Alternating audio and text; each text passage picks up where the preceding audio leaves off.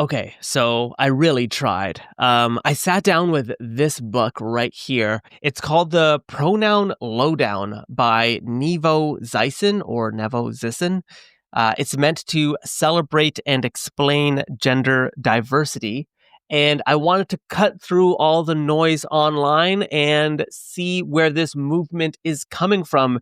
And I truly wanted to explore this with an open mind, putting my own brand at test. And I can honestly tell you, after reading just a few pages, I've become more infuriated with the author and their framing, and I want to share that with you. Now, the book begins with an acknowledgement of country or a land acknowledgement. Here in Canada, it's very common to see and hear land acknowledgements before public speeches by public officials. This takes it a step further where the author says, I'm here to acknowledge the book was written in Melbourne on the lands of the First Nations peoples in so-called, quote, Australia. The author puts Australia in quotation marks. The author goes on in the acknowledgement of country to say, I want to try to hold in my heart the gravity and violence of binary Western notions of gender and the ways they have affected First Nations peoples, not just on the grounds of transphobia,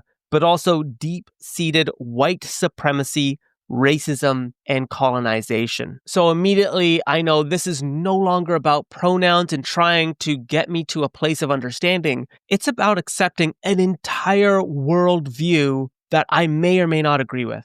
So now we get to pronouns. And so I understand that some people are not fully male or female.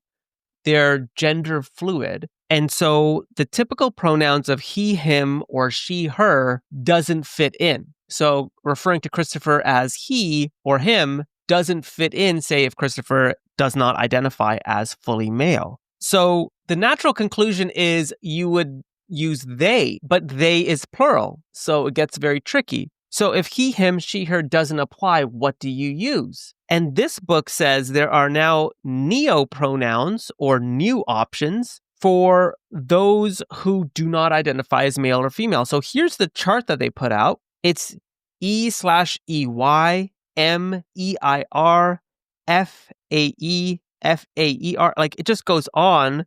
ZEM, ZER. And this isn't even all of them. There's a whole new ecosystem of pronouns that we're supposed to now understand. And again, I'm truly trying to understand where this is coming from. But similar to the land acknowledgement, it feels like there's a whole worldview that I have to accept because in this book, it doesn't go into explaining why these pronouns are what they are, and which is the title of the book, the Pronoun Lowdown. You would think that it would give me an understanding of these pronouns. And so if by chance you misgender somebody, even if your intentions are well, like trying to understand, you've misgendered someone, and according to this book, you are causing harm. Now, I just want, if you're trying to bridge learning and understanding and bridge that with people who don't know, telling them that they're causing harm by misgendering someone is absurd to me. I think instead what the author is saying is if you know that their pronoun is, let's say, zer, and you're saying to them, I don't abide by that, I'm calling you he, him, then I can understand your point because this person's made the effort to tell you what their chosen pronouns are, and you're purposely choosing not to do that. I get that. But if you say, hey, Christopher, him over there, and, like you say, he or him, and apparently you're causing harm to Christopher, even if Christopher hasn't told you his preferred pronouns. I mean, this is absolutely absurd to me. Another part of this book talks about gender reveal parties and the absurdity. Now, don't get me wrong. Some of the gender reveal parties out there for new parents are going pretty wild in their extravagance. But to say that the idea of male and female is outdated is, to me, completely absurd. That's how the world generally understands each other. Now, of course, there are communities where that isn't the case. But for the vast majority, that is. And to say gender reveal parties are absurd, it feels like it's no longer inviting a conversation. And that's the main issue I have with this book. It doesn't invite learning, understanding. It doesn't invite a conversation. Instead, it invites you to acknowledge and abide by a very strict doctrine of how you should speak. And then I learned this new term, TERFs, trans-exclusionary radical feminists. It says that they hold transphobic ideologies and actively exclude trans women from women's spaces. That's it. They actively exclude. So here's a question. What if someone has genuine questions like biological men and female sports? When you say you're actively excluding trans women from women's spaces, it's like, well, shouldn't we ask the question? If I were a younger female girl competing in sport, yes, I don't know if I would want a biological man in the locker room with me. And that's a legitimate question that we should be asking each other. And that to me summarizes exactly what I think about this book and many of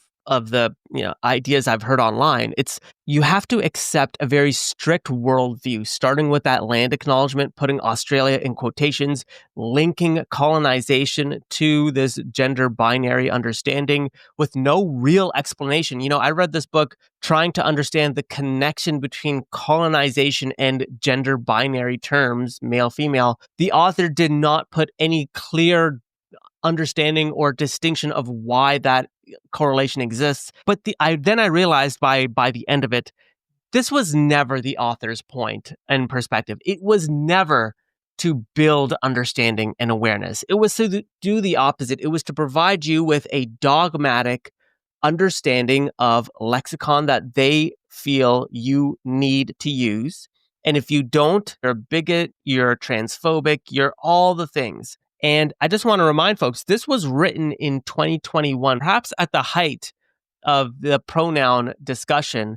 It's been a few years since, and I find that people are very much more questioning, ideologies like these that are promoted in books like these. I think it's absolutely absurd. It does not promote learning and understanding. And I think the attitude needs to change from members in the community that promote that kind of thinking. Instead, it should be one of promoting learning, dialogue, and two-way communication, not one way. But if you have read this book or if you feel strongly about what the author is saying, please let me know. Tell me in the comments. Did I get something wrong? Am I making a mockery out of it? Let me know because I'm trying to understand as well. But I do think that language like what was used in the book is not good for furthering the conversation. Anyways, let me know what you think in the comment section below.